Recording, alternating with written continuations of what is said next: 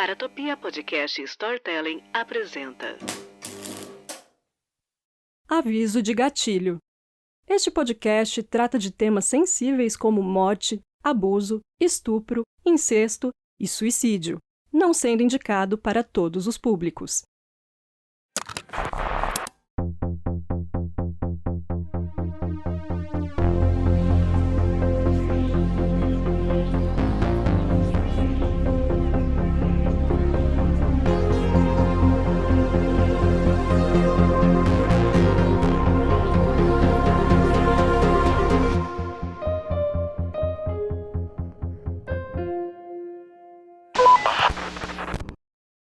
Oi, eu sou a Jay Carrillo e estamos aqui no último episódio da terceira temporada do Criminologia Sobreviventes.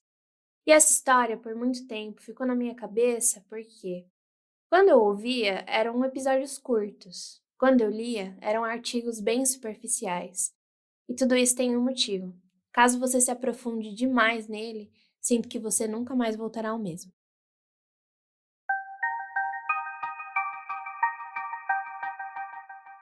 Cynthia Virgil cresceu em Albuquerque, a maior cidade do Novo México, nos Estados Unidos, e morou com a sua avó a maior parte do tempo. Infelizmente, aos 11 anos, ela foi molestada por um membro da família. Depois de relatar o abuso sexual, nada foi feito e, para fugir daquela realidade, ela decidiu ir morar com a sua mãe, Elizabeth Molina. A mãe de Cynthia era muito festeira, a levando regularmente para festas e bares. Ao completar 15 anos em 1992, sua mãe apareceu em uma vala, assassinada.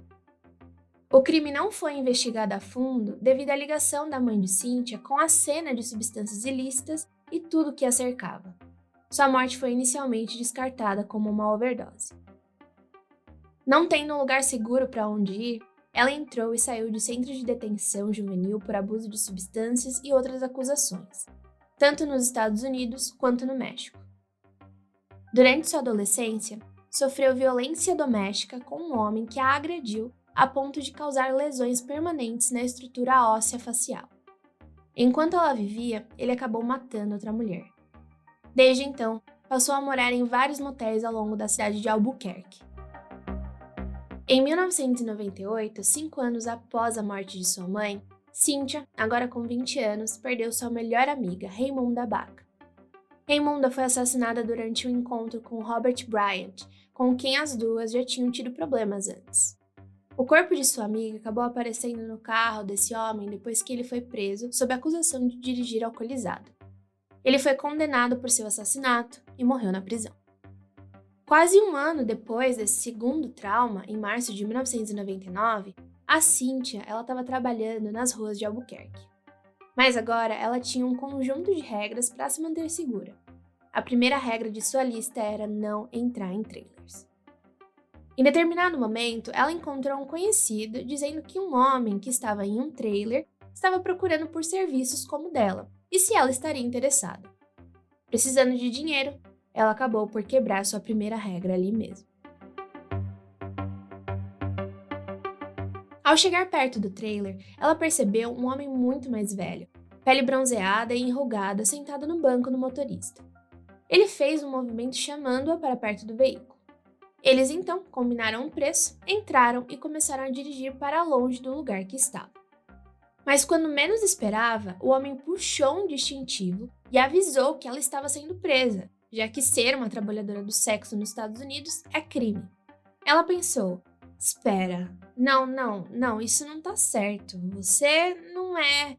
Mas antes mesmo dela concluir esse pensamento, ele gritou o nome Cindy, e isso a assustou, porque ela não tinha dado seu nome de verdade. Nesse momento, uma mulher saiu da parte de trás, que era a casa no trailer, com algemas na mão.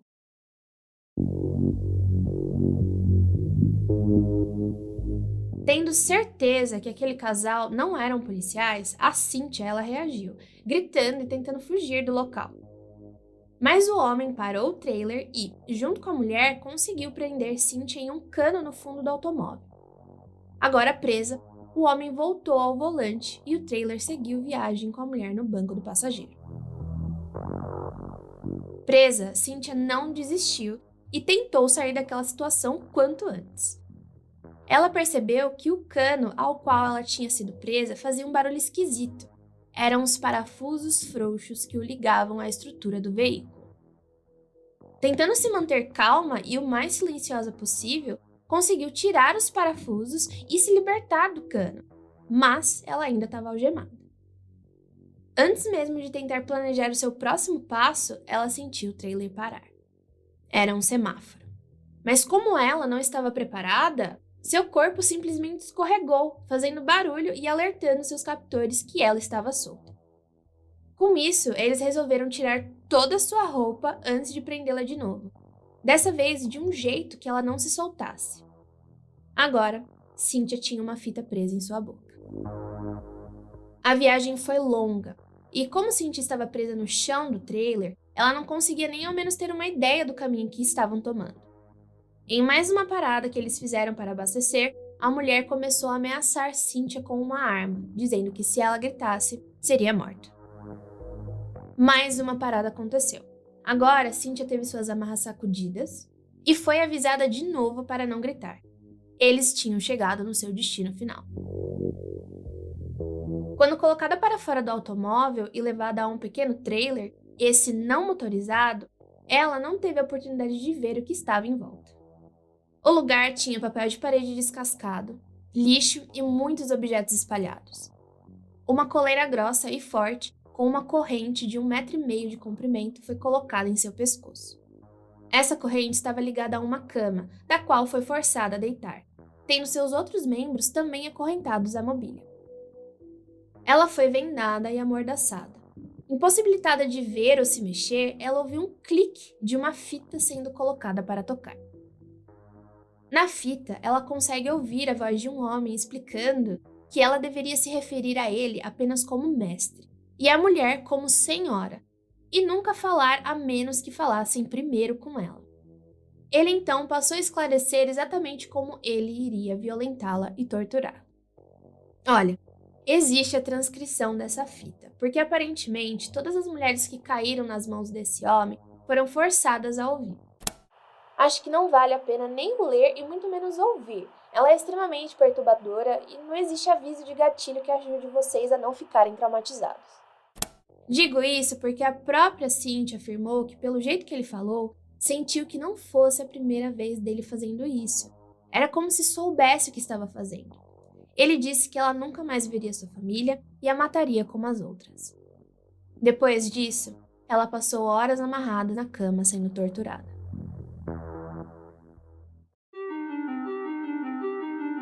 Mais pra frente, conheceremos quem esse homem é, mas seu modus operandi era torturar sexualmente e, presumivelmente... Preciso dar ênfase no presumivelmente aqui, porque vocês entenderão mais pra frente. Matar suas vítimas usando chicotes, correntes, polias, correias, grampos daqueles de grampear a parede, barras de extensão de pernas, lâminas cirúrgicas, máquinas de choque elétrico e serras. Para a construção da maior parte dos objetos de tortura, ele usou manuais médicos especificamente dedicados à anatomia feminina. Ele também tinha um dispositivo elétrico feito em casa, destinado para infligir dor, várias seringas e meios de manter uma pessoa presa. Depois, havia inúmeros objetos sexuais como vibradores, cintos e chicotes. O espaço em que Cynthia estava era relativamente pequeno e inteiramente dedicado à tortura sexual. O homem havia desenhado imagens do que planejava fazer com as mulheres.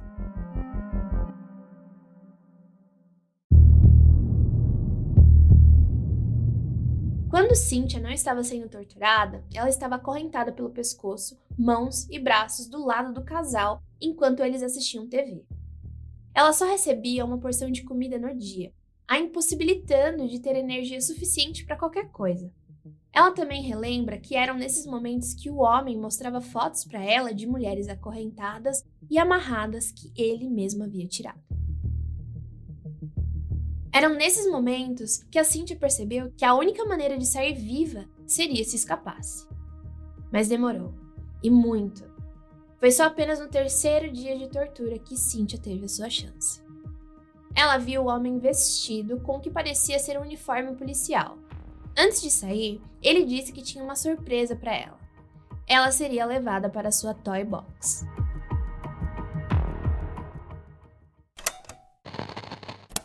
A tradução disso aqui é literalmente caixa de brinquedos, né?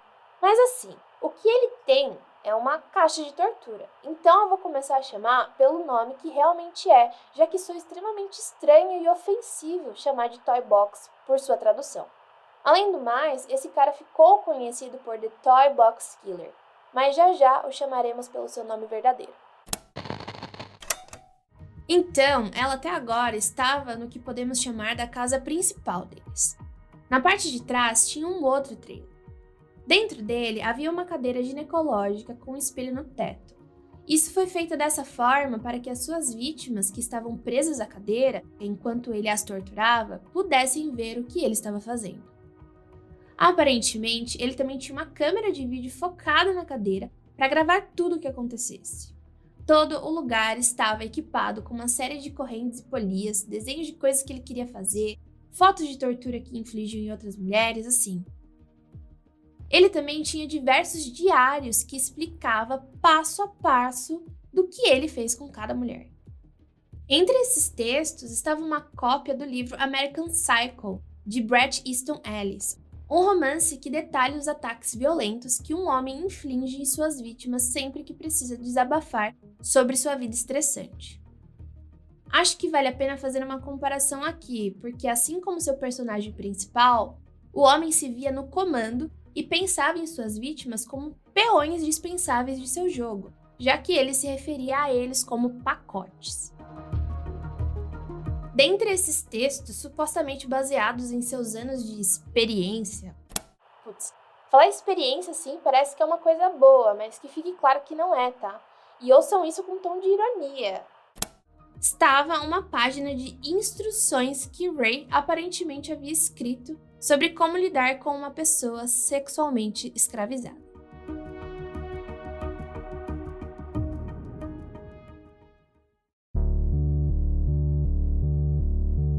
Essa situação era obrigatória e o colar no pescoço era algo necessário e permanente.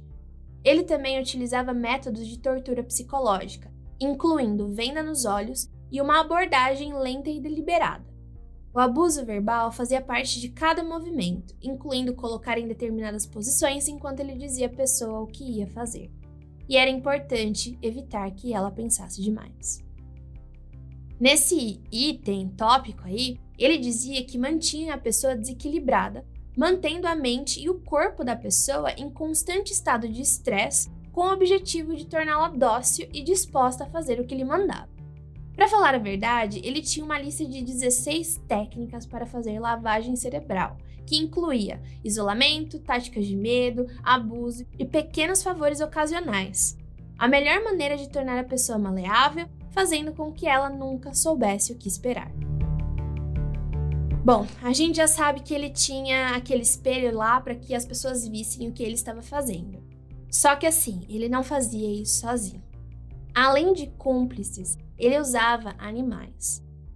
Na maior parte das vezes, as mulheres eram drogadas com pentotal sódico e fenobarbital, então elas não conseguiam se lembrar do que tinha acontecido. Caso você tenha lido alguns livros de espiões, detetives, ou está familiarizado com a história do MKUltra, programa que durante 25 anos investigou o comportamento humano quando sujeito às mais variadas situações, inclusive com a droga pentotal sódico, também conhecida como soro da verdade, sabe mais ou menos que tudo que essas drogas fazem é meio que soltar a língua da pessoa, mas isso não quer dizer que o que dizem seja verdade. Mas o que temos comprovado cientificamente é que tanto o pentotal sódico como o fenobarbital, em doses mais elevadas, podem causar confusão mental e comprometimento da memória, exatamente algo que esse homem queria.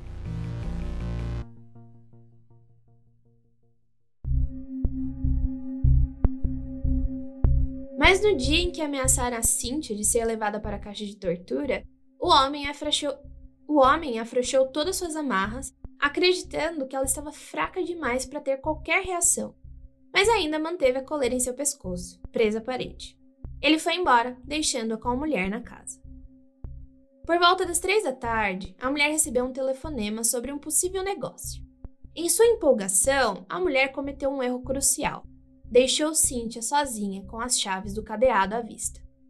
Quando ela percebeu que as chaves estavam na mesinha de centro, ela colocou os pés para cima e arrastou a mesinha da forma mais silenciosa possível, conseguindo alcançar as chaves. Com elas nas mãos, arrastou a mesinha de volta para que quando a mulher voltasse, não percebesse que algo tinha acontecido e as chaves sumido. Cynthia trabalhou rapidamente para destrancar o cadeado que a mantinha acorrentada. Ela estava na segunda chave quando a mulher correu de volta para a sala, encontrando Cynthia no meio da sua fuga. Quando recusou devolver as chaves, a mulher agarrou um abajur e começou a bater na cabeça da Cynthia, quebrando-o em pedacinhos. Só isso aí deveria ter sido suficiente para apagar a Cynthia na hora, mas não foi o que aconteceu.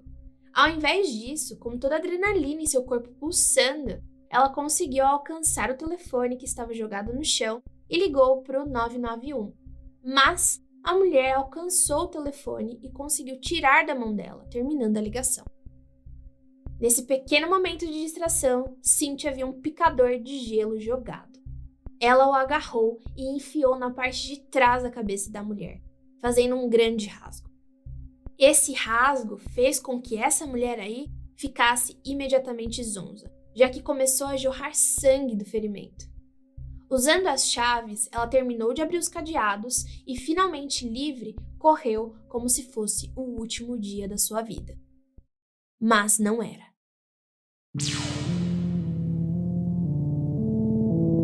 A essa altura, a Cynthia estava coberta de sangue, correndo descalça, desorientada, sem roupa alguma e com a corrente da sua coleira arrastando pelo chão. Ela ouviu um carro se aproximar atrás dela. Correndo em sua direção, tentou abrir a porta, mas a motorista, a Doris Mitchell, que estava voltando do supermercado, trancou-a rapidamente. Segundo ela, ficou aterrorizada em ver uma mulher daquele jeito correndo em círculos. A princípio, pensou que alguém a estava perseguindo, mas não viu ninguém. Na direção oposta, outro carro se aproximou e Cynthia pulou na frente dele. O motorista desviou o carro do caminho e continuou na estrada. Sua situação parecia sem esperança. Enquanto ela se deparava com pequenas casas e trailers ao longo da estrada, todos pareciam trancados. Mas ao longe, ele viu um trailer com as luzes ainda acesas. Ela bateu desesperadamente e uma mulher atendeu. A dona da casa correu para ajudar quando viu a gravidade dos ferimentos de Cynthia. Sangue endureceu em seu cabelo, havia gotas de sangue em seu rosto e hematomas terríveis por todo o seu corpo. Enquanto Cynthia trancava a porta, o dono da casa ligou para a polícia e pegou um roupão para cobri-la. Ela ficou surpresa ao saber que estava a cerca de 241 quilômetros ao sul de onde morava em Albuquerque. Ela estava em Elephant Butte, uma cidade turística de aproximadamente 2.000 residentes e que ficava acima de um reservatório de 29 quilômetros de extensão e 36.000 acres. Cynthia só conseguia dizer: "Não deixe que eles me peguem." Quando a polícia finalmente chegou, ela desabou soluçando: "Estou viva, eu me libertei. Não deixem que eles me peguem."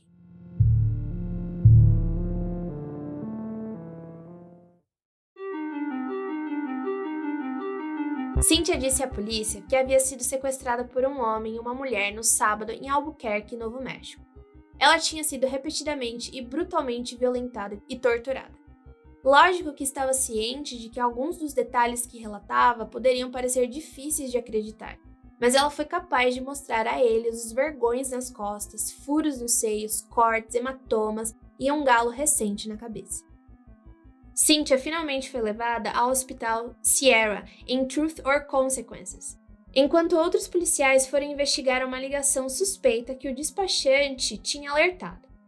Essa ligação tinha acontecido antes das pessoas começarem a acionar a polícia com o avistamento da Cynthia, e mesmo não sabendo dela, o despachante desconfiava que algo tinha acontecido. Os policiais que responderam à chamada interrompida foram parar na casa de David Parker Ray, de 59 anos, e a sua namorada, Cindy Leah Hindi, de 39 anos. Mas eles não estavam em casa. Na verdade, eles foram encontrados enquanto supostamente tentavam escapar. David foi preso e Hindi encaminhada para o hospital, já que estava coberta de sangue por conta de um machucado bem feio na cabeça. Mas a polícia já tinha decidido. Só falariam com David e Hindi depois que Cynthia prestasse seu depoimento.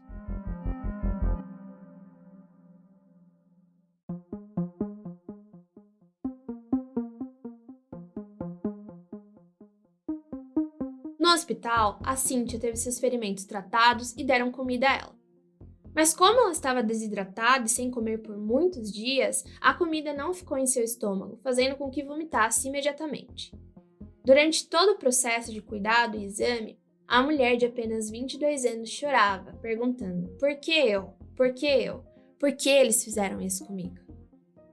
Mas o mais preocupante do que todos os ferimentos ainda era a coleira com a corrente que estava em seu pescoço. Depois de retirada, ela simplesmente correu na direção oposta do quarto, de tão desesperada para ficar o mais longe que pudesse do objeto.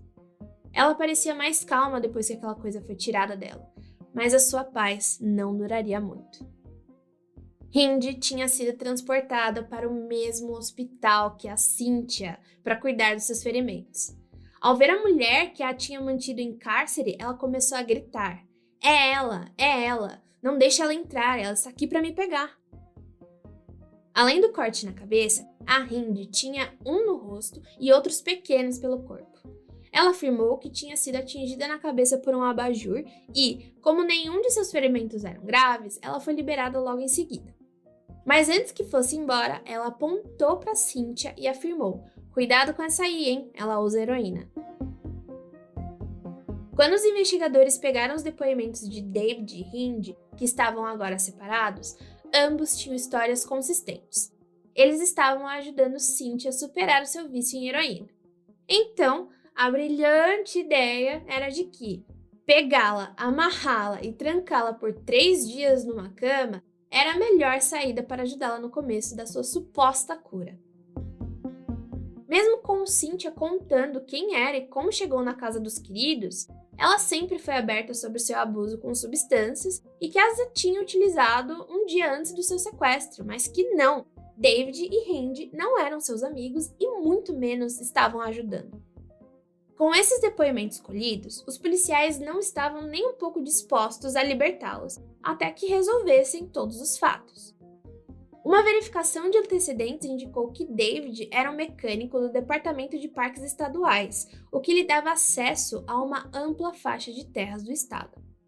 A polícia estadual rapidamente conseguiu um mandado para procurar os itens que Cynthia tinha comentado, bem como evidências de que ela esteve por lá. Se eles pudessem encontrar as fitas, os chicotes e outros objetos, porque, isso claramente mostraria que não seria o caso de amigos ajudando outro a largar o vício. No entanto, o que a Cynthia descreveu dificilmente os preparou para o que encontrariam.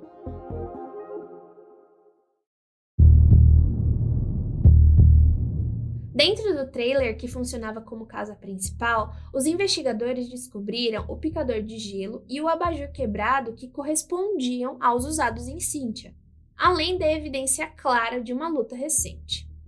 Eles também encontraram um distintivo falso da polícia que David tinha usado e suas instruções para que Hindi vigiasse a vítima enquanto ele estava fora. As roupas que Cynthia usava quando a dupla a sequestrou também estavam lá, assim como uma variedade de dispositivos médicos para tortura, exatamente como Cynthia tinha descrito, junto com os itens usados para administrar choque elétrico nela. Além disso, a polícia encontrou a cama a qual ela foi acorrentada e a fita de áudio usada para aterrorizar Cynthia, e o seu conteúdo, que foi gravado em 1993, era tão sombrio e aterrorizante quanto ela havia descrito. Atrás da casa havia um segundo trailer, sem janelas e à prova de som. Dentro havia uma sala cheia de ferramentas especificamente para torturar mulheres. Mas o mais importante é que havia uma câmera montada no teto para gravar as sessões de tortura. E as fitas de vídeo do que David havia feito. Centenas de fitas de vídeo. Centenas.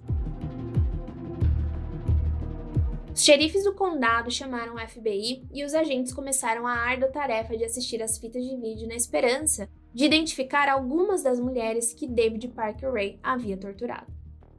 Mas era impossível.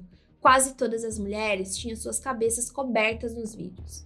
Não havia como a polícia saber quem elas eram ou se tinham sobrevivido. Nas transcrições de suas fitas, David detalhou como ele libertava as mulheres depois de drogá-las severamente para induzir amnésia e evitar que elas o denunciassem depois.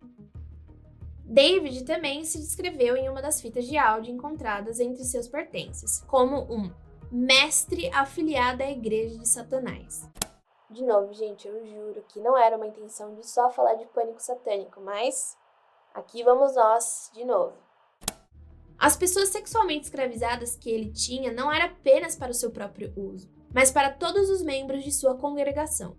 Em outras palavras, a mulher forçada a ouvir isso foi levada a acreditar que seria repetidamente violentada e abusada por muitos outros sádicos. Para cada ameaça que David fazia nas fitas, ele tinha um instrumento para executá-lo. Se você ouviu todos os episódios até agora, vai perceber que essa história se parece muito com a do episódio 2, da Colleen Stan, que sobreviveu ao Cameron Hooker na década de 70. Pois não é coincidência não, tá? Ele realmente se inspirou no querido, fabricando até a sua própria caixa de privação sensorial. Uma caixa completamente fechada, colocada na cabeça da mulher sequestrada, para que ela não visse ou ouvisse nada ao seu redor. A gente sabe disso por conta dos seus diários detalhados. Aparentemente, durante todo esse tempo, Randy observou. Ela não fez nenhum movimento para ajudar. Em vez disso, ela parecia gostar do que estava acontecendo. E diferentemente da Janice, a companheira do Cameron, que conhecemos lá no episódio 2 dessa temporada, não teremos sentimentos dúbios não, tá? Saberemos exatamente de que lado a Randy está.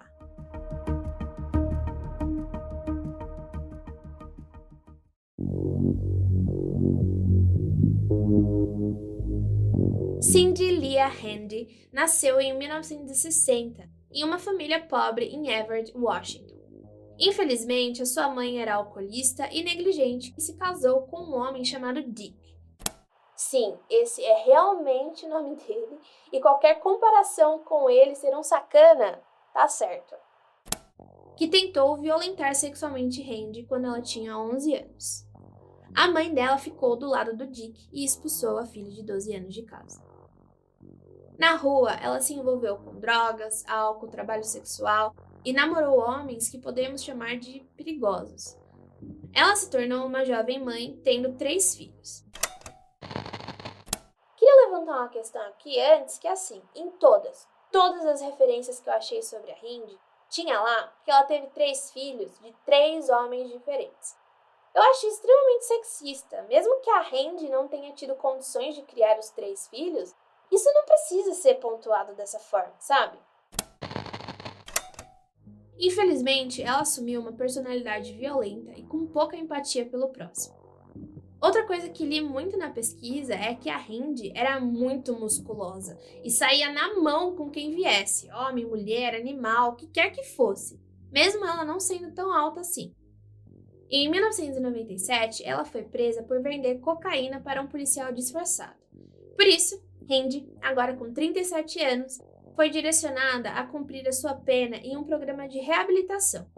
Mas mesmo sabendo que se recusasse a entrar nesse programa, seria presa, ela fugiu para recomeçar uma nova vida no Novo México. Lá não demorou muito para ter problemas. Ela de novo se envolveu com drogas e foi pega, ficando algum tempo na prisão e sendo obrigada a cumprir horas de trabalho comunitário no Parque Estadual da região. E foi lá que ela conheceu David Parker Ray.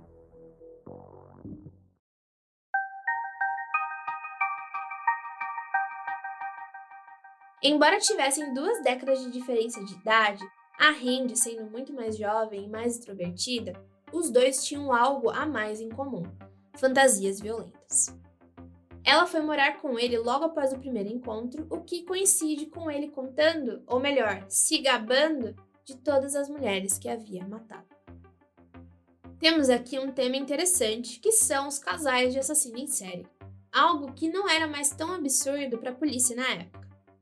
De acordo com um estudo americano feito em 2014, eu sei, já tem quase 10 anos esse estudo, mas infelizmente foi o mais confiável que eu achei. Então eu já peço desculpas de antemão, mas esse ao menos eu sei que tá certo, tá? Mais de 1/5 dos assassinos em série atuam em equipes, sendo a maioria formada por 2 criminosos. Um deles é invariavelmente uma figura dominante que busca alguém inseguro, frequentemente explorando a juventude, carência, instabilidade mental ou baixa inteligência, entre muitas aspas, tá? De acordo com Eric W. Hickey, psicólogo forense e autor do livro Serial Murders and Their Victims. Em sua análise de mais de 500 equipes, entre aspas, de assassinos em série, cada uma tinha uma pessoa que mantinha o controle psicológico. Segundo um ex-psicólogo prisional e autor do livro I'm Not Guilty: The Case of Ted Bundy, a relação entre a dupla assassina é caracterizada por uma forte interdependência na qual ambas as partes precisam de algo crucial do outro. A pessoa dominante precisa da total lealdade do seguidor para se validar e o seguidor submisso precisa de poder e da autoridade da pessoa dominante. Então, ele ou ela tenta se tornar a sombra, espelhando as crenças e ética da pessoa dominante. Cada um recebe justificação do outro. Greg McCrae, um criminologista comportamental e ex-agente do FBI que trabalhou na investigação do Bernardo e da Homolka, um casal assassino em série canadense, diz que alguns predadores frequentemente têm uma habilidade aguçada para detectar potenciais cúmplices, existindo aí uma espécie de radar, e isso se assemelha ao fenômeno em que pessoas se encontram e decidem se dar bem. Mas com esses casais, isso toma um rumo muito sombrio. Uma vez que esse radar do mal aí de uma pessoa que identifica um possível parceiro, o próximo passo geralmente é um teste. Essas pessoas são como tubarões esperando para ver quem vai passar nadando e pegar a isca. Se a outra pessoa reage mal, é fácil fazer parecer como, por exemplo, uma piada. Mas quando encontram alguém que responde de maneira que eles esperam, pensam, aí eles acabam avançando para o próximo passo. O ex-agente especial do FBI Robert Hazelwood e Jeanette Warren, uma professora de medicina psiquiátrica clínica, publicaram um estudo em 2002 que oferece perspectivas sobre o desenvolvimento de casais assassinos. Vale ressaltar que a amostra dessa pesquisa ela é bem pequena e pode não abranger vários casos, mas a conclusão foi que a maioria dos alvos dessas pessoas que se comportam como predadoras eram mulheres de classe média com histórico de abuso físico ou sexual em suas famílias. E é mais ou menos nesse contexto que a Randy começa a ajudar o David a escolher as mulheres, e infelizmente eles começam com uma pessoa conhecida. Segundo o relato da Randy, ela escolheu Angela porque eram amigas. Ela não estava em nenhum dos vídeos, tá? Então já adianto para vocês, temos aqui uma segunda sobrevivente. Angela era conhecida do casal e chegou na casa de Randy e David em busca de uma mistura para o bolo, já que ela ia fazer ali um bolo para o namorado. No entanto, quando chegou na casa de carona com o casal, o David saiu e voltou da casa com uma faca, informando que ela estava sendo sequestrada. Ela, na verdade, riu da situação, achando que fosse algum tipo de piada, mas logo recebeu um golpe forte no rosto de David e, depois de se recompor, viu que a Randy apontava uma arma para ela. Foi então que percebeu que eles estavam falando bem sério. Eles a agarraram, a amarraram e a despiram. Posicionando-a em uma mesa, colocaram um colar de metal em seu pescoço. Ela também tomou um comprimido com o intuito de fazê-la esquecer tudo o que iria acontecer, mas ele não teve efeito, e Angela se lembrava de tudo. A fita introdutória foi tocada, com a voz de David falando atrocidades e o que iria acontecer com ela. E aquilo, né? Ela vai ser torturada, enfim, e vai ser violentada sexualmente. Toda essa tortura durou 3 dias, até que ela foi levada do trailer principal para o menor e amarrada em uma cadeira ginecológica, onde as coisas só pioraram. Eles também começaram a discutir o que fariam com ela.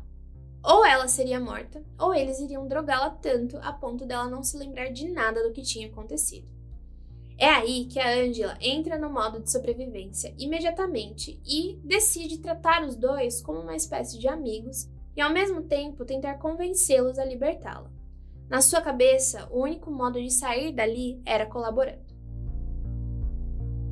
Finalmente, no 4º dia de cativeiro, ela conseguiu persuadi-los a deixá-la ir, mas sob uma condição. Ela não poderia contar para ninguém o que havia acontecido. Randy falou para David que não fazia mais sentido matá-lo. Então, eles a levaram a quilômetros de distância do trailer e a jogaram em uma rodovia local, no deserto, onde um policial a encontrou. Ela relatou o que havia acontecido, mas eu não tenho certeza se um relatório foi feito. Por quê? Porque o policial que a socorreu não acreditou muito na história. Porque, segundo ele, a Angela não parecia tão traumatizada assim. Olha, eu nem sei o que comentar disso. Você não pode comparar essas coisas, porque ninguém é obrigado a sofrer do jeito que você acha que deve sofrer ou como você sofreu. Além do mais, cada um processa trauma, luto, o que quer que seja, de formas diferentes. Só que, na verdade, a situação foi tão marcante, tão traumatizante para Angela, também pudera, que ela simplesmente saiu da cidade, foi embora. Porque pelo fato dela ter contado para esse policial, ela ficou com medo que descobrissem que ela tinha falado o que realmente aconteceu para alguém, ainda mais para um policial, né? Mas agora que o David e a Randy tinham sido acusados de crimes horrendos em um incidente muito parecido, ela decidiu voltar e contar à polícia o que realmente tinha acontecido.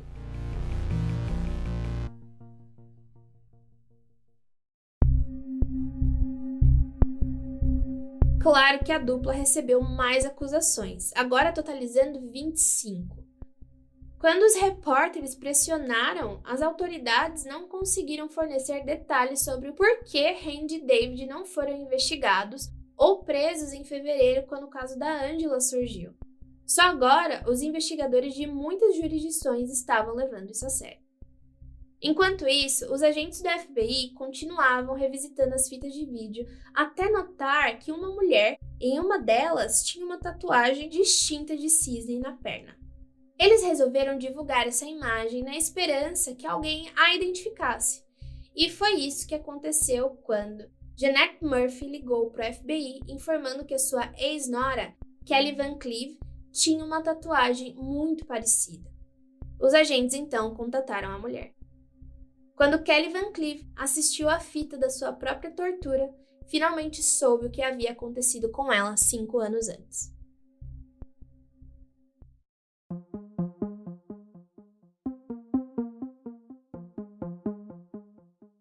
David Parker Ray nasceu em 6 de novembro de 1939 em Belém, Novo México, filho de Cecil Leland Ray, natural do Oregon, e Nettie Opal Jensen.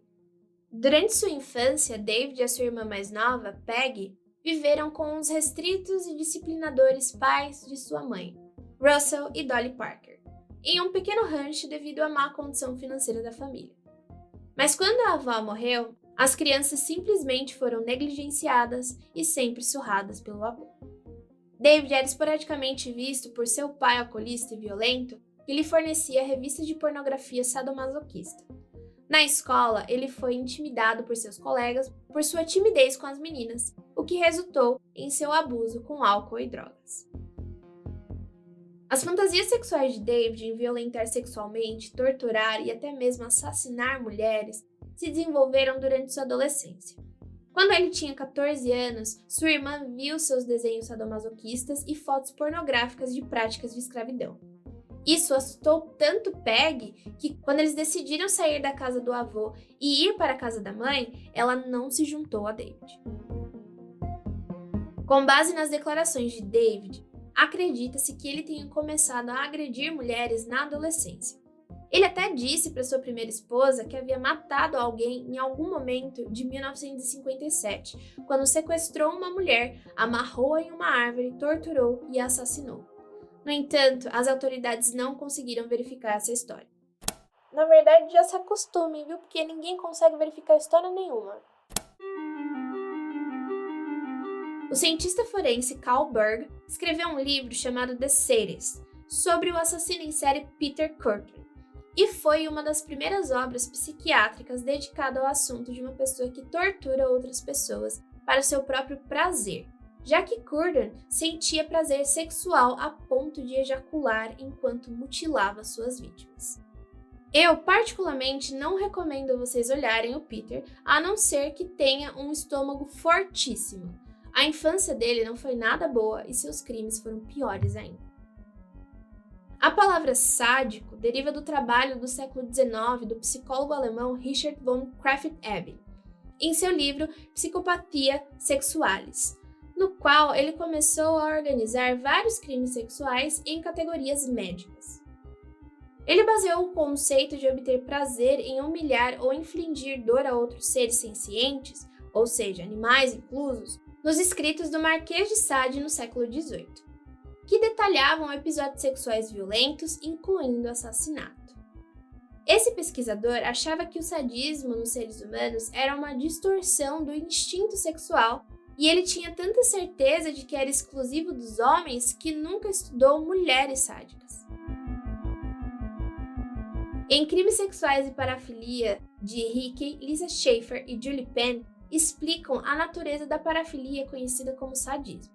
Eles indicam que pode ou não envolver consentimento e, para alguns, é definitivamente mais emocionante infligir dor a vítimas não consensuais. A maioria dos sádicos começa como masoquistas, mas são estimulados ao receber dor ou humilhação. Eles então assumem um papel dominante e descobrem o que preferem. Alguns até desenvolvem tanta excitação sádica que se tornam estupradores e assassinos. Entre alguns exemplos temos o David e o casal canadense Paul Bernardo e Carla Homolka, que juntos mataram 3 mulheres, entre elas a irmã da Carla, e mantiveram 2 como pessoas sexualmente escravizadas.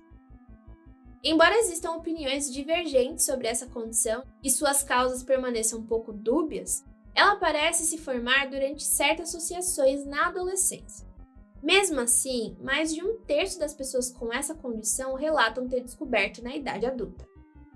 Ou seja, eles apreciam a sensação de poder e autoridade que surge ao fazer o que querem com um ser humano vulnerável. Segundo esse mesmo livro/estudo, não há nenhuma terapia eficaz conhecida para aqueles que prejudicam os outros compulsivamente de maneira não consensual e ilegal.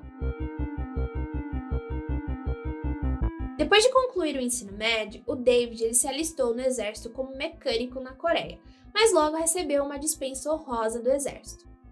Mas foi esse trabalho dele que forneceu habilidades para criar instrumentos de tortura que usava, como por exemplo, um objeto que forçava a pessoa a ficar com as pernas abertas e caso tentasse fechar, navalhas cortantes eram acionadas para cortar a pele dessa pessoa. David, então, trabalhou como uma espécie de zelador, sabe? Já que ele fazia vários tipos de manutenção para o departamento de Parks and Truth or Consequences, no Novo México, desde 1990 até a sua prisão. E sim, o nome da cidade é Verdade ou Consequências, tipo, a brincadeira mesmo, sabe? Mas eu vou explicar isso. A cidade era turística, localizada aproximadamente a 8 km de Elephant Butte.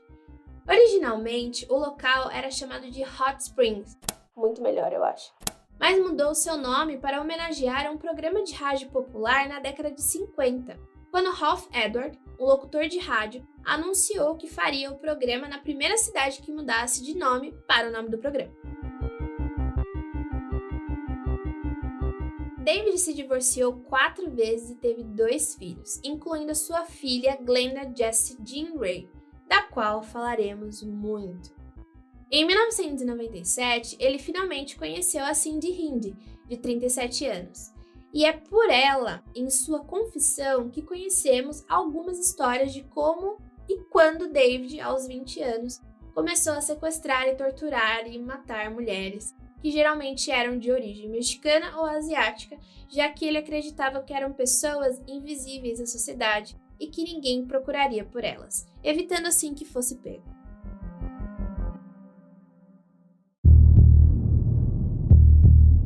No total, ele confessou a Hindi que matou mais de 30 pessoas em um espaço de tempo de mais ou menos 40 anos, incluindo homens e mulheres. 18 ali no Novo México e o restante em outros estados dos Estados Unidos, já que ele sempre se mudou bastante. Ele nunca revelou nenhum dos lugares onde deixou os corpos, mas sempre comentou que nunca deixava nenhum objeto para trás, como relógios, joias, qualquer coisa que facilitasse a identificação. E nessa confissão aí, a Hindy estava disposta a negociar. Em troca de uma sentença consideravelmente reduzida, ela forneceu detalhes dos supostos assassinatos de David, que totalizaram 14. De acordo com o que ela disse, que ele disse a ela, uma vez ele matou um conhecido em Phoenix, o Billy Bowers, um assassinato até o momento de sua prisão ainda não solucionado. Mas quando ele jogou esse corpo no lago, ele ressurgiu e foi encontrado, mas permaneceu por um bom tempo sem identificação.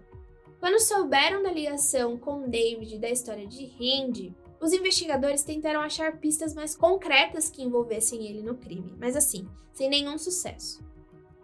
Então, foi mais ou menos assim que ele aprendeu a abrir o estômago das pessoas que matava para que submergissem facilmente, ou seja, elas aí iam permanecer no chão do lago.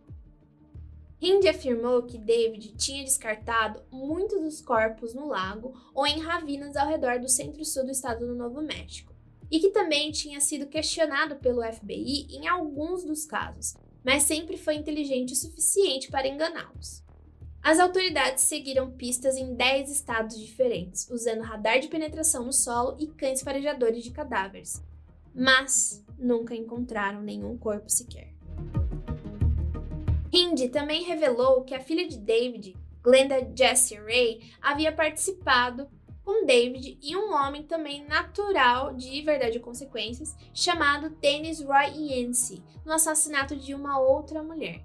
O nome da vítima era Marie Parker e quando ela desapareceu, tinha apenas 22 anos. Os investigadores localizaram Yancey, de 27 anos, e o interrogaram.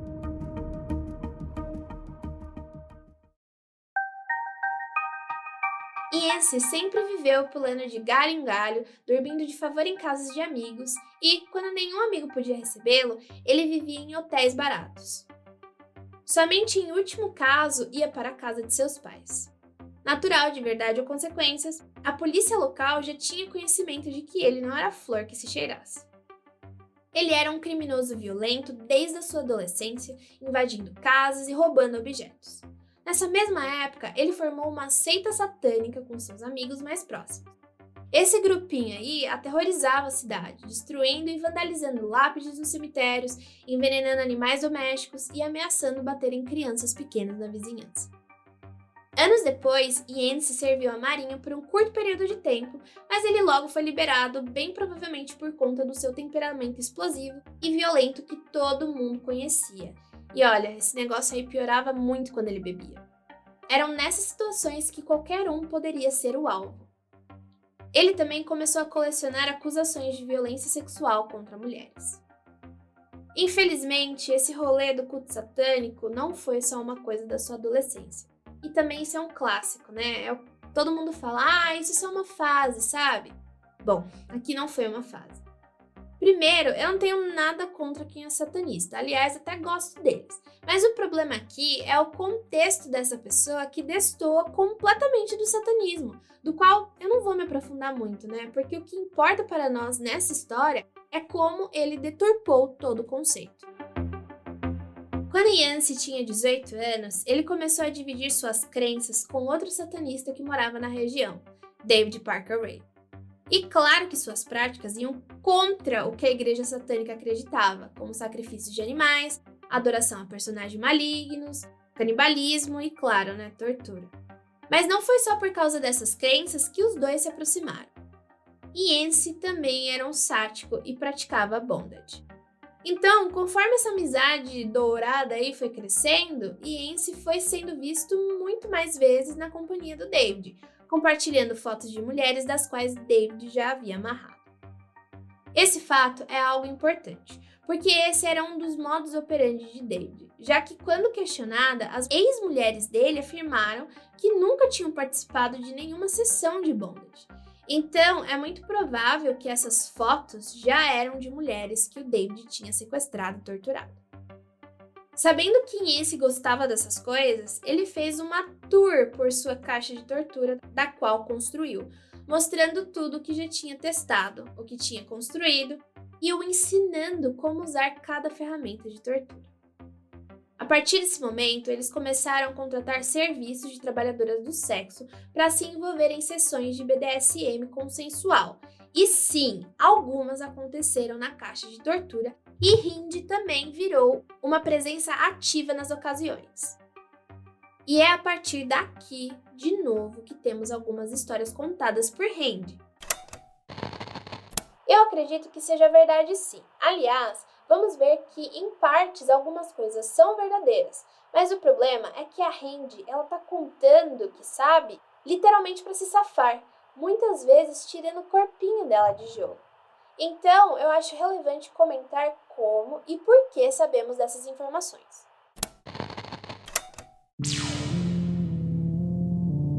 Vamos para um aviso de gatilho aí, tá?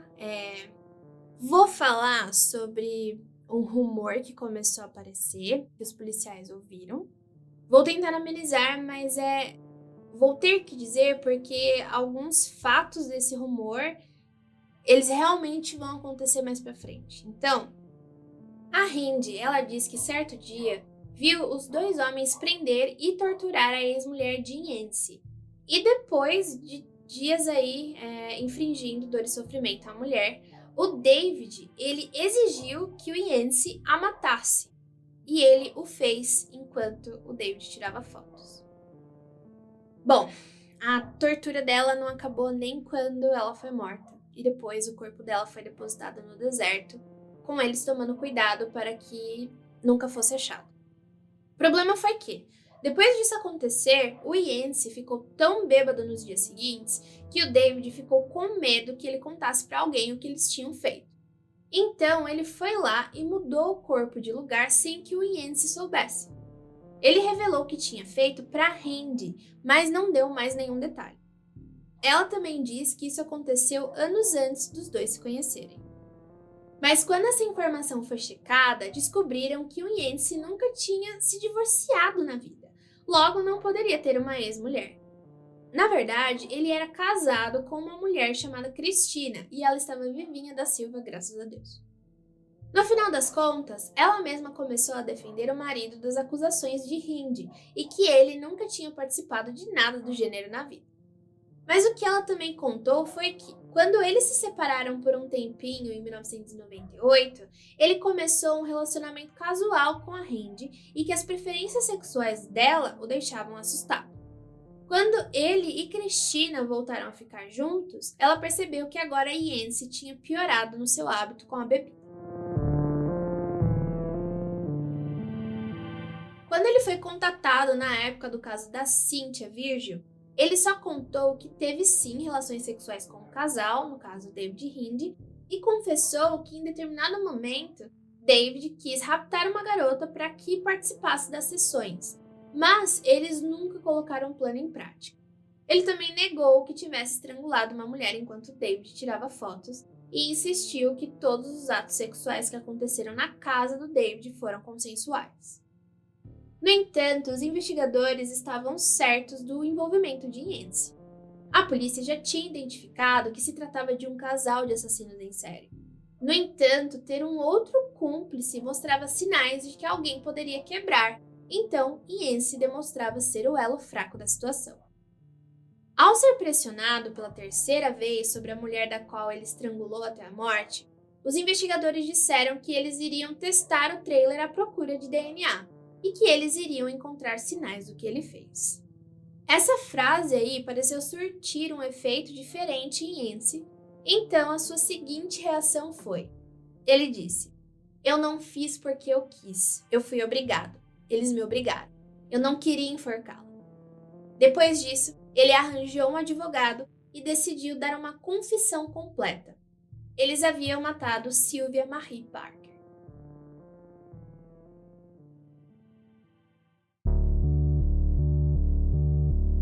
Sylvia Marie Parker, de 22 anos, era uma mulher em situação de rua que vivia nas margens do lago Elephant Butte e era conhecida de David por meio de sua filha, Jessie Ray. que fornecia metanfetamina e cocaína para ela. Parker também era uma mãe de 2 filhos, dos quais ela deixou com familiares até conseguir estabilizar a sua vida. A polícia descobriu mais tarde que o namorado de Parker na época era Dennis Yancey, e o relacionamento não era nada saudável, com muito abuso envolvido e com ela constantemente tendo medo de Yancey, a ponto de não querer ficar sozinha com ele. O relacionamento acabou quando Marie o reportou por violência doméstica. Parker desapareceu no dia 5 de julho de 1997. Ela tinha deixado suas filhas com familiares e foi para um bar local se divertir. Em determinado horário, ela se despediu, avisando que tinha que ver as suas filhas e que depois voltaria. Mas ela nunca voltou e o seu carro foi encontrado ainda estacionado no mesmo lugar, com as suas coisas lá dentro. Quando foi dada como desaparecida, a polícia descobriu que ela usava alguns pseudônimos e, infelizmente, tinha frequentes ideações suicidas. Então, os investigadores concluíram que apenas 2 coisas poderiam ter acontecido com ela. Ela teria fugido, usando seu pseudônimo, ou ter concretizado as ideações. Infelizmente, as investigações pararam sem provas, então seu caso ficou aberto.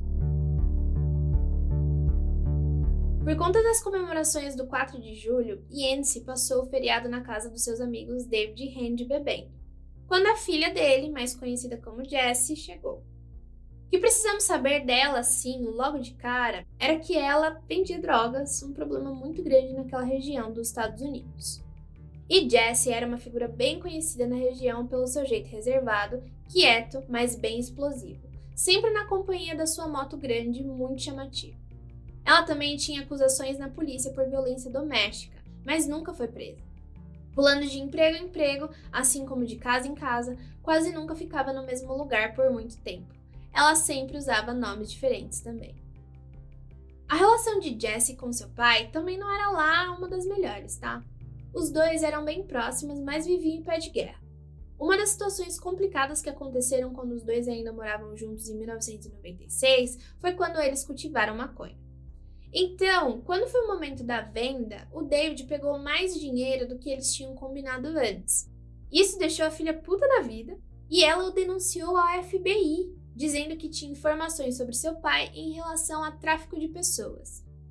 Meio pesado? Sim. Faria o mesmo? Muito antes do que ela fez, mas pelo visto, ela só fez para ganho próprio. Ela afirmou que seu pai estava sequestrando, torturando e vendendo pessoas para o México. No ano seguinte, os investigadores sondaram David, mas não encontraram nada que comprovasse as alegações de Jessie. Ele também foi questionado pessoalmente, mas negou todas as acusações, das quais chamou de infundadas. Como ele não foi formalmente acusado, isso não ficou em um arquivo, sabe? Não ficou registrado. Então, quando ele se mudou de cidade, ninguém nunca mais falou sobre a situação até 13 anos depois, com o caso da Cynthia Virgil. Então, essa situação aí ficou parecendo mais uma vingança da Jessie mesmo, já que o pai não tinha cumprido sua palavra do acordo que fizeram em relação à venda da maconha. Ela tentou então denunciá-la. Como David nunca soube quem foi que o denunciou depois disso aí, pasmem, os dois ficaram ainda mais próximos. Jessie também tinha uma relação próxima com Yancey. Os dois eram amigos e sempre que ela voltava na cidade, eles saíam para se divertir. E naquele feriado, no dia 4 de julho, todos eles estavam juntos.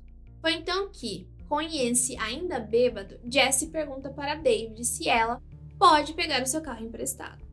Quando ele entrega as chaves, pergunta se Yancey não quer dar uma volta com ela. Ele aceita e no meio do caminho, Jessie avisa que, na verdade, eles estão indo pegar sua ex-namorada Marie. Esse é o momento que ela é sequestrada por Jessie, que aponta uma arma para ela quando todos estão no carro.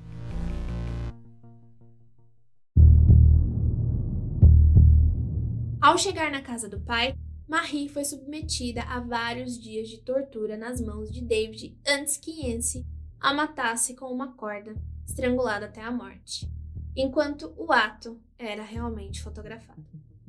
Para piorar um pouco a situação, o pai do Yancey estava passando um tempinho na casa do David, enquanto Marie estava na caixa de tortura. Era como se a vida fosse normal, como se nada absurdo estivesse acontecendo. Depois da morte de Marie, Yancy foi avisada: não conte para ninguém ou você se juntará a ela. O corpo de Marie nunca foi encontrado. Vi que em alguns artigos o corpo dela foi encontrado em meio a escombros, mas as informações parecem muito tipo copia e cola, sabe? Uma da outra, sabe? De onde só vem de uma referência. Então, eu me sinto inclinada a acreditar que o seu corpo não foi mesmo encontrado. Yancy foi acusado de sequestro, 2 acusações de conspiração de cometer um crime e adulteração de provas. Ele foi condenado a 30 anos. Em 2010, ele obteve liberdade condicional após cumprir 11 anos de prisão, mas a libertação foi adiada por dificuldades na negociação de um local que ele pudesse morar. 3 meses após a sua libertação em 2011, Yancy foi acusado de violar sua liberdade condicional. Ele foi detido sob custódia, onde permaneceu até 2021, cumprindo o restante da pena original. Mas se você acha que eu esqueci, não, eu não esqueci da nossa terceira e última sobrevivente. Kelly Van Cleave foi deixada na casa de seu marido, fora de verdades ou consequência, às 8 da manhã de um domingo. Ela não tinha memória das últimas 3 noites e 2 dias. Sua aliança de casamento e relógio haviam sumido. Quando ela havia saído de casa dias antes, o marido de Kelly, Patrick Murphy, e ela estavam brigando muito. O casamento deles era recente e logo depois de 2 semanas, as incompatibilidades estavam aparecendo. Após a briga, Kelly saiu de casa avisando para a sogra que iria espairecer a cabeça com alguns amigos. Só que no dia seguinte, quando ela não voltou, Patrick perguntou por todos os cantos e descobriu que ela estava em um bar na noite anterior. Daquele ponto em diante, ele presumiu que a Kelly estava festejando em algum lugar e começou a se preparar seriamente para pedir o divórcio, apoiado por sua mãe, que acreditava que a mulher não era a escolha certa para o filho. Quando Kelly voltou para casa, depois de seu marido tê-la reportado como desaparecida, ela foi deixada descalça, coberta de hematomas e vestindo as mesmas roupas que tinha saído de casa 3 dias antes. O homem que deu carona para ela disse que a encontrou vagando pelo lago e ela estava completamente incoerente. Enquanto Kelly cruzava o gramado para se aproximar de seu marido, Patrick, que estava parado na varanda ajudando seus pais no jardim, David Parker Ray parou ao lado de seu carro e ouviu. Patrick perguntou a Kelly onde ela estava. De novo e de novo. A mesma pergunta, a mesma resposta. Kelly não tinha memória dos últimos 3 dias. O marido achou que ela estava mentindo. David Parker Ray se aproximou e disse a Patrick que havia encontrado Kelly vagando ali na praia, que é a mesma coisa que o lago, né? Mas não sabia mais do que isso. Patrick sabia que ela estava mentindo. Ele sabia que ela estava festejando e provavelmente o traindo. Ele estava acabado. Disse a Kelly que queria a anulação do casamento e ordenou que ela saísse de sua casa. Nem mesmo deixou com que ela entrasse para fazer as malas, sem antes concordar de assinar os papéis.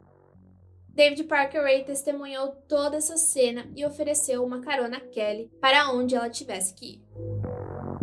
Nos 5 anos seguintes, Kelly Van Cleave foi atormentada por pesadelos. Parecia que estava carregando algo monstruosamente pesado e invisível. Nem mesmo ela sabia o que estava acontecendo.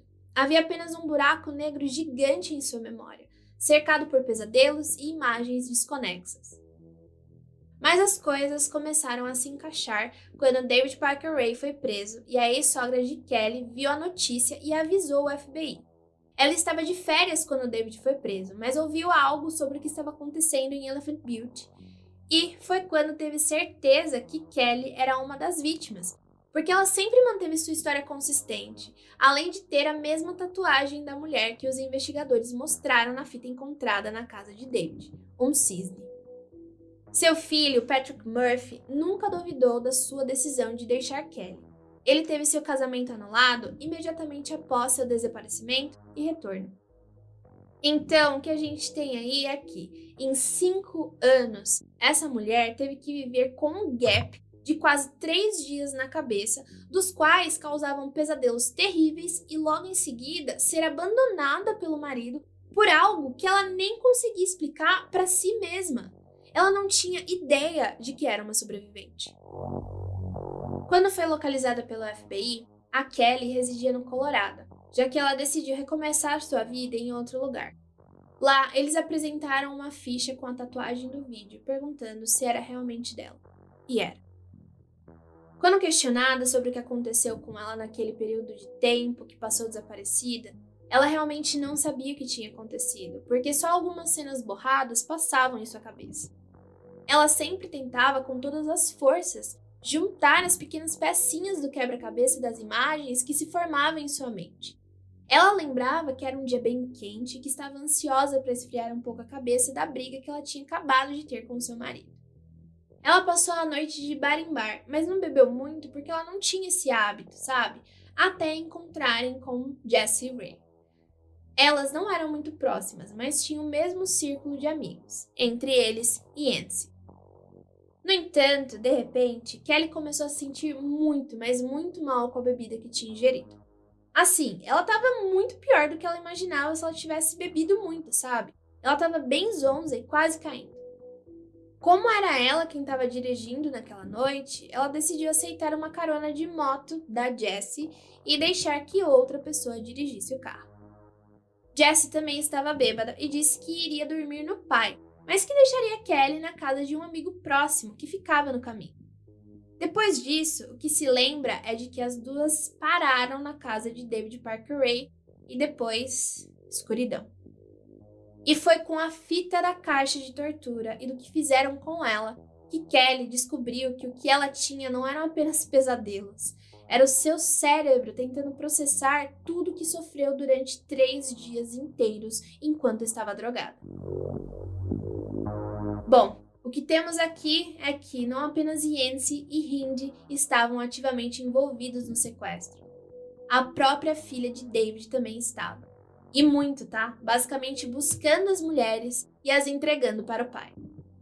Claro que quando David e Hindi foram presos, Jess estava do lado deles e afirmava com toda certeza de que era impossível que eles fossem culpados de tamanhas atrocidades e que todas suas ações contra mulheres eram consensuais e não criminosas. Mas com a confirmação de uma terceira sobrevivente que implicava diretamente Jessie nos crimes, ela também foi presa e acusada por esse crime.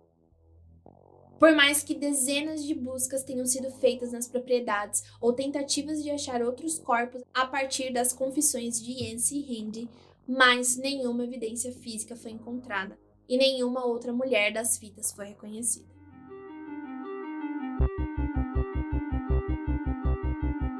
O juiz decidiu separar os casos de Cynthia, Angélica e Kelly. Assim, David seria julgado individualmente por cada um dos crimes. Os promotores não ficaram muito felizes com essa decisão porque, segundo eles, as histórias de cada mulher teria corroborado e fortalecido os relatos das outras. Infelizmente, Angélica Montano morreu aparentemente de pneumonia aos 28 anos, antes de seu julgamento, e ele acabou nunca acontecendo. O primeiro julgamento foi referente aos crimes contra Kelly e teve o veredito anulado depois de 2 jurados afirmarem não acreditar na história toda. E a defesa de David argumentou que a caixa de tortura era parte de sua vida de fantasia e que qualquer atividade sexual ocorria com consentimento ali dentro. Após um novo julgamento, ele foi condenado por todas as acusações. Uma semana depois do julgamento de Cynthia, David aceitou um acordo judicial e foi sentenciado a 224 anos de prisão em 2021 por vários crimes de sequestro e tortura sexual. O acordo visava diminuir a sentença de sua filha. Os promotores afirmaram que as sobreviventes aceitaram esse acordo e Glenda Jean Jessie Ray foi acusada de sequestro e importunação ofensiva ao pudor.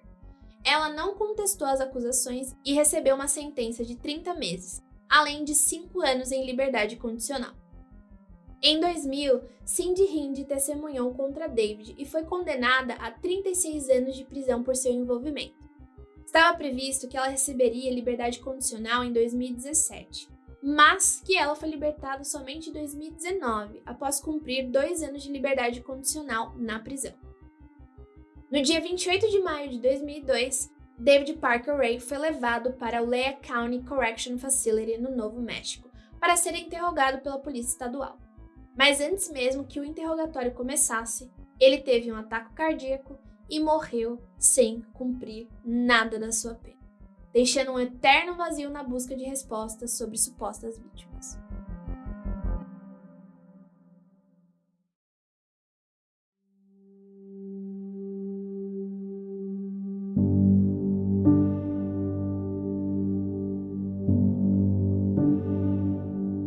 A vida de Cynthia continuou. Ela conseguiu se livrar da dependência de substâncias, se casou e teve mais 4 filhos. Ela até concluiu um programa de assistente de dentista e de médico, mas ela estava muito limitada em poder seguir profissionalmente nessas áreas por conta da formação dela. Ela não desistiu mesmo assim, e depois de concluir um curso de fotografia, começou a tirar retratos profissionalmente. A vida parecia relativamente normal.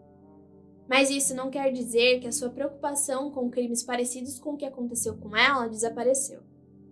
Em 2009, um osso humano foi descoberto em West Mesa.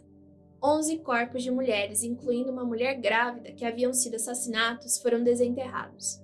O crime ficou conhecido como os assassinatos de West Mesa. Quase todas as vítimas tinham ligações com o trabalho sexual, muito próximo da história de Cynthia e da sua amiga Raymunda. Foi então que, em 2010, enquanto trabalhava como voluntária da Healthcare for the Homeless, a repórter e autora Christine Barber, também uma voluntária do lugar, a procurou. Cynthia comentou como tudo o que ela queria é que existisse um grupo que desse atenção às mulheres na rua. Juntas, elas formaram a organização sem fins lucrativos Safe Sex Work, que mais tarde renomeada como Street Safe New Mexico. Em 2016, Cynthia engravidou mais uma vez e, infelizmente, sua vida mudou drasticamente. Um incêndio queimou o motel onde ela e a sua família moravam e, no dia seguinte, ela perdeu seu filho mais velho, Ruben Ruelas, com apenas 15 anos, em um trágico acidente com arma de fogo em que foi baleado na cabeça. No mesmo dia, seu segundo filho mais velho foi coagido a fazer uma confissão falsa sobre um crime do qual não estava relacionado e entrou no sistema de justiça juvenil. 2 semanas depois, um dia após o funeral do seu filho, ela deu à luz ao seu 4º filho, que hoje é também um voluntário na Street Safe New Mexico. Em 2020, a polícia a procurou sobre o assassinato de sua mãe. Samuel Little, um conhecido estuprador e assassino em série que matou quase 60 mulheres entre as décadas de 70 e 2000, sobre o qual as autoridades foram avisadas inúmeras vezes e ele já tinha inúmeras passagens na polícia. Ele confessou ter assassinado uma mulher em Albuquerque muitos anos antes. Depois de vasculhar vários arquivos do crime, as autoridades concluíram que o incidente da mãe de Cynthia era a única correspondência com os detalhes do crime descritos por Samuel. Os investigadores mostraram a foto da mãe de Cynthia e ele confirmou que era essa a mulher que tinha matado em Albuquerque. Samuel Little morreu na prisão em dezembro de 2020, antes que Cynthia pudesse falar qualquer coisa diretamente com ele sobre o assassinato. A vida de Cynthia foi marcada não por um, mas por 2 assassinos em séries diferentes, sobre os quais as autoridades foram avisadas diversas vezes. E nos 2 casos, esses homens mataram muito mais pessoas do que conseguiram ter evidências, criando um trauma intergeracional. Cynthia afirma que teve muita sorte de ter outra mulher, no caso sua madrasta, entrando em sua vida tarde como uma figura materna amorosa, mas percebe que a dor causada por esses assassinatos nunca poderá ser desfeita para sua família e outras pessoas. Atualmente, a vida de Cynthia está melhorando. Ela está separada de seu marido, mas continuam bons amigos. Ela está criando seus 3 filhos, além de alguns filhos adotivos, e tem 5 netos. Ela também chegou ao estágio final do seu programa de tratamento com substâncias. No final de 2020, ela se tornou uma das primeiras residentes do Novo México a iniciar o processo de perdão judicial. Um ano depois, ela abriu uma loja de brinquedo com seus filhos em homenagem ao seu filho Ruben. Ela diz que, eventualmente, quer se aventurar em um negócio de bebidas e deixar a loja para seus filhos enquanto eles iniciam sua própria jornada nos negócios e no mundo. Hoje, ela é cofundadora e membro do conselho da Street Safe New Mexico, da qual atua junto com os outros membros. Além disso, ela está se preparando para o exame para entrar na faculdade de Direito com planos de melhorar o sistema de justiça. E acho que podemos finalizar com a frase da Cíntia. Eu não sou vítima dele. Nunca fui vítima dele. Eu gostaria que ele soubesse disso.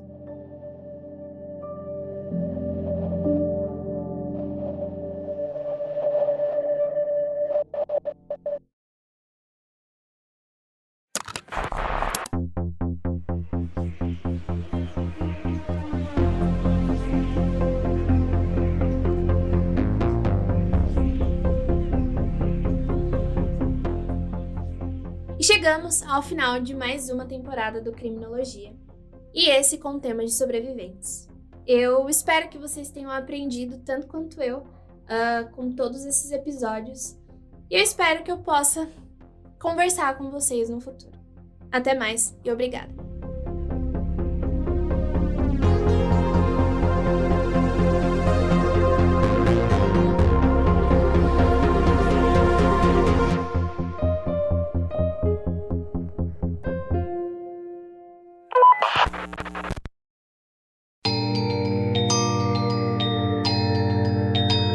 Criminologia é uma produção Paratopia Podcast e Storytelling. Direção, Ira Morato. Produção autoral, pesquisa, pauta e idealização, Jay Carrillo. Trilha original, Murilo Lourenço. Revisão, Andrei Fernandes, Ira Morato e Ananda Mida. Edição e sonorização, Heli Antunes. Vitrine, Zé Neto.